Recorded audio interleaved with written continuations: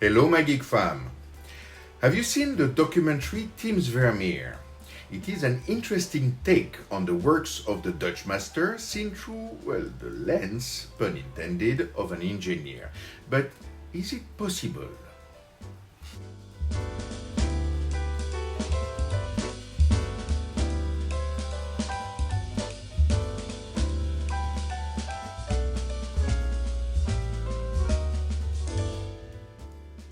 Hi guys, and welcome back to my little channel for another exploration of an old master's style. If you like this kind of content, please like, share and comment with suggestions for the next video. And if you follow my little experiments and incorporate some of these elements in your own paintings, don't hesitate to share them on social media with the hashtag #NGFCPaint so I can see them. Just like Offers Gallery, who gave us this excellent portrait, almost abstract but still giving very nice Van Gogh's vibes, or even Logan Kane with his portrait titled Hippie Life, very nice and full of mood and feelings. So today we will talk about a man who seemed to have spent his whole life in a small dark room.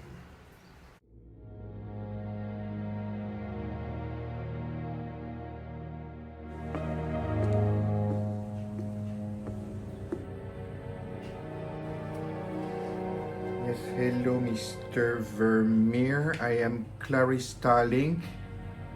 Hello, Agent Starling. I am Hannibal Lecter. No, there must be a mistake. It's the wrong small dark room. I'm looking for a painter. Oh, but I can paint.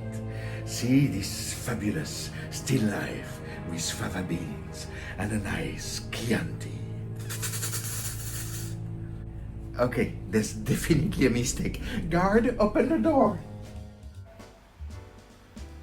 Johannes Vermeer was born in Delft, Netherlands in 1632. Known as one of the most significant painters of the Dutch Golden Age, Vermeer created a relatively small but exquisite body of work during his lifetime. He lived a quiet life, working primarily in his hometown and producing meticulously crafted paintings that captured the everyday life of the 17th century. Despite his genius, Vermeer faced financial struggles and his work remained relatively unknown outside his local community until centuries after his death. Today, Vermeer is celebrated for his masterful use of light, color and composition. Vermeer's paintings are renowned for their serene and intimate qualities. He often depicted domestic interiors featuring solitary figures engaged in everyday activity. His meticulous attention to detail, delicate brushwork, and sophisticated use of light and shadow create a sense of calm and realism in his work. Vermeer's use of color is also notable, with his palette often dominated by soft, muted tones and vibrant blues and yellows. His ability to capture the effect of light as it filters through windows and illuminate his subjects is nothing short of extraordinary. And that brings us to the documentary Teams Vermeer, where Tim Jennison, based on works by some renowned art theorists like David Hockney and Philip Steadman, assumes that Vermeer was using a system of camera obscura and some lens and mirrors to create his paintings. The camera obscura would project an inverted image of the subject on a wall or a screen and allows you to superimpose your canvas. This alone can explain the minutiae and details in the composition, because you can trace from the projection.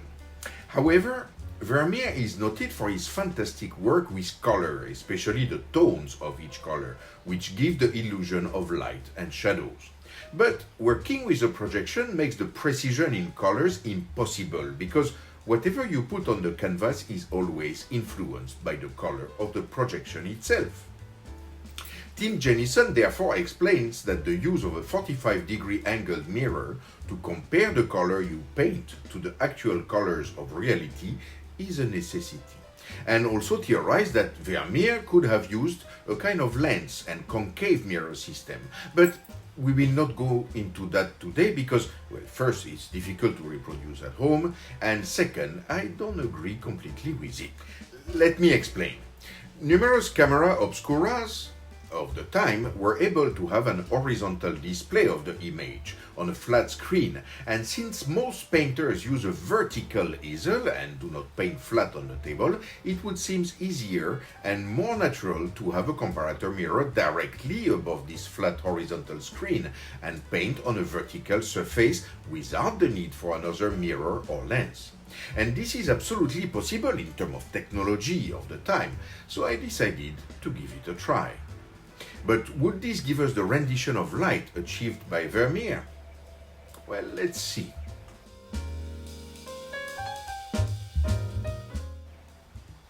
Let's try to think like Vermeer here.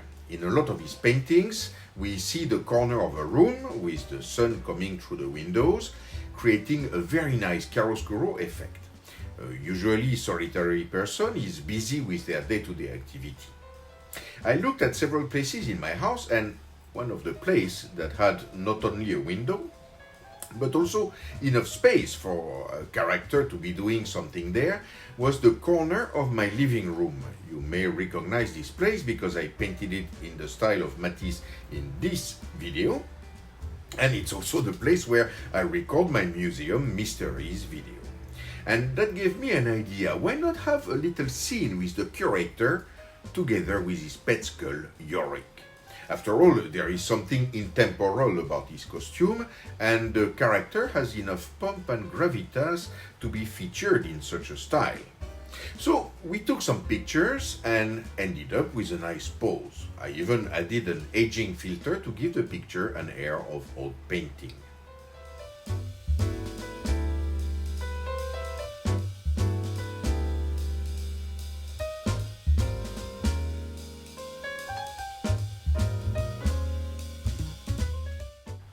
First of all, I must say I kinda cheated here. To be completely honest, I would have replaced the camera obscura with a simple projection or a small screen, but I decided to simply have the picture we took printed by a photo printer to have the best detail and color fidelity. It doesn't change much the idea, as it will be flat on my table, and it's now time to place the comparator mirror. Be very careful about this because the slightest deviation in angle and position can alter your final picture. Start by placing your model, the screen projection we were talking about, and your canvas at a 90-degree angle from each other. They must be properly aligned and straight. Now, dead center above your model and dead center in front of your canvas, you place a 45-degree angled mirror so that when you look straight into it, you can see the center of the model picture. Try to make these measurements either impossible to move, either easy to put back in place if you do this in several sessions. And believe me, you might need to. There are some commercially available comparator mirrors and they can be a solution, but well, I've done it with a vanity mirror and a little stand, so it is possible to do with things you find at home.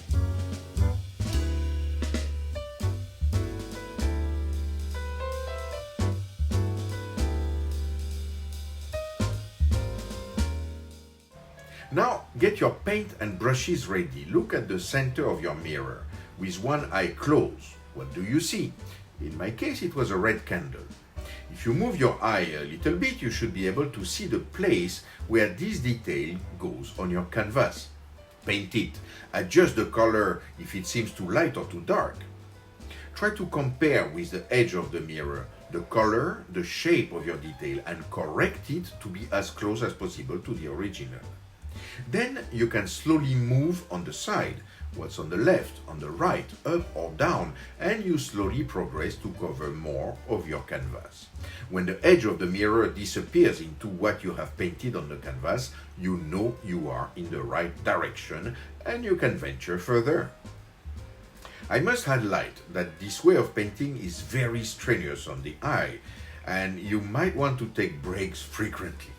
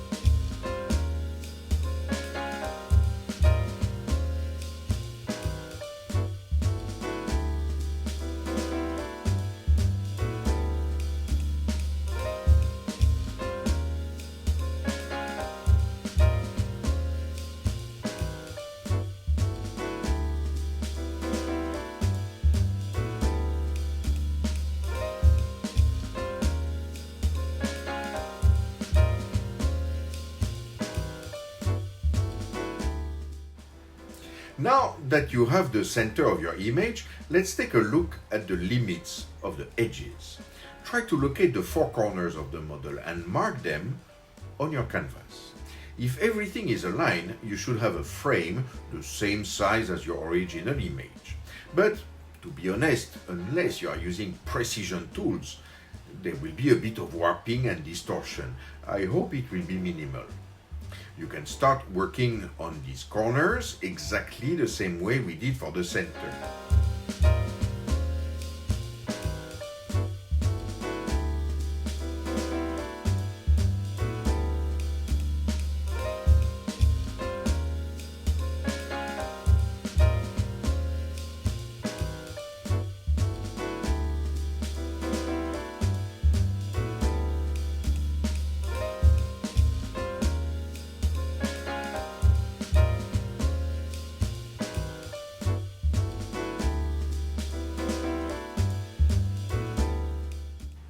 Now that we know where we are going, identify large areas of the image.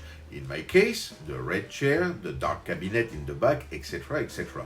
And you can mark them with a medium tone to identify the mass of this object. We will work on the finer details in the next step.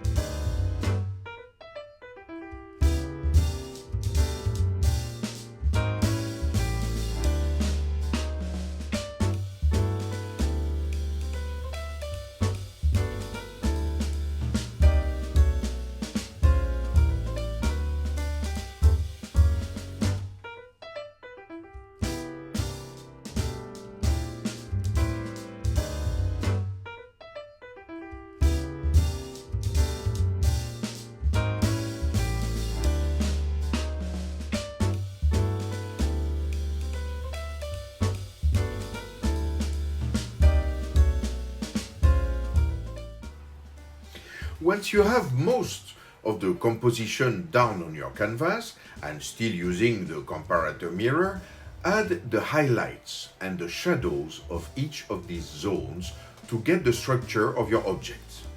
The folds on the sleeves, the shadows behind the frames on the wall, etc., etc. You go from the general shape to the smaller ones, adding first the major details and then the more minute. You don't need to think about what you are painting, only if you are accurate to the mirror reflection or not.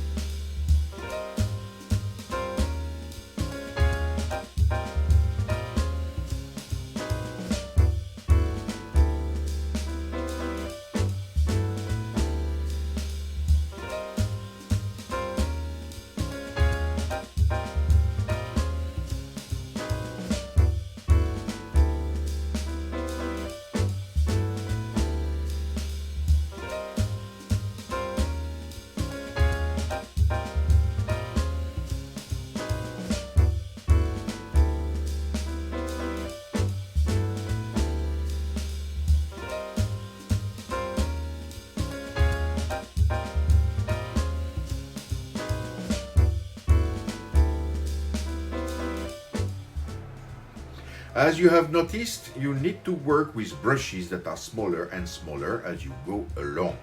And now is the time to get your smallest and most precise brushes out. Vermeer was crazy in terms of details. The writing on the map in the background, the pattern decorating the virginal in the music lesson. It is very simple. You could see a fly on the wall in a painting by Vermeer.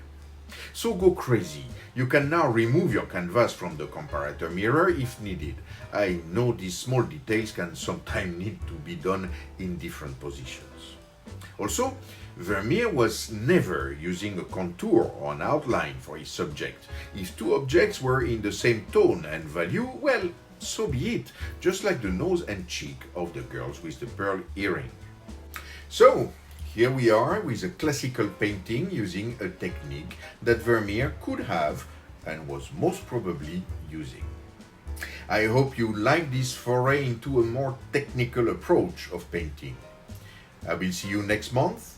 Have a good one and cheers!